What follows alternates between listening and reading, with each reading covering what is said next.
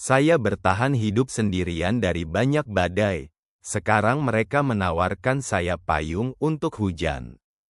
Ada masa dalam hidup ketika kita harus menghadapi badai sendirian. Bukan karena ingin, tapi karena keadaan memaksa. Tidak ada tangan yang terulur, tidak ada pelukan yang menenangkan, bahkan tidak ada suara yang sekadar berkata, "Kamu akan baik-baik saja." Kita hanya punya diri sendiri, dengan segala luka, ketakutan, dan air mata yang jatuh diam-diam di tengah malam.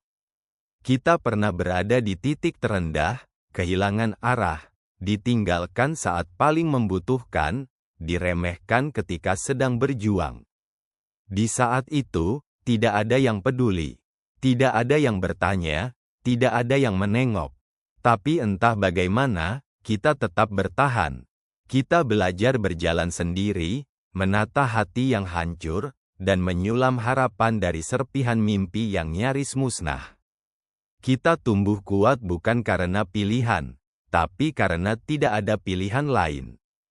Dan sekarang, setelah semua badai itu berlalu, setelah peluh, air mata, dan kesunyian panjang, mereka datang. Membawa payung ketika hujan hanya gerimis. Membawa perhatian saat luka sudah sembuh. Mereka datang bukan ketika kita rapuh, tapi saat kita sudah bisa berdiri tegar.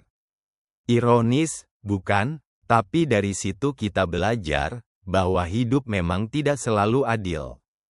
Dan tidak semua orang yang datang membawa niat yang tulus. Kadang, mereka hanya muncul saat kita sudah tampak sukses, saat kita tak lagi butuh. Mereka tidak melihat proses, hanya tertarik pada hasil.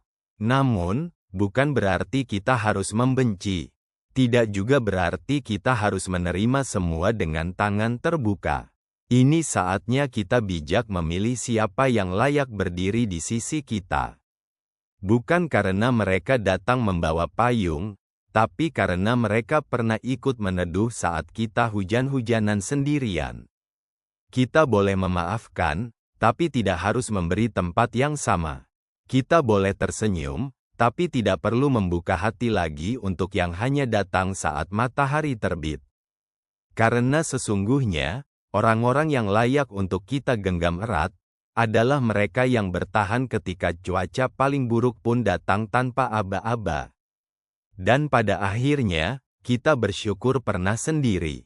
Karena dari kesendirian itulah kita belajar menjadi kuat.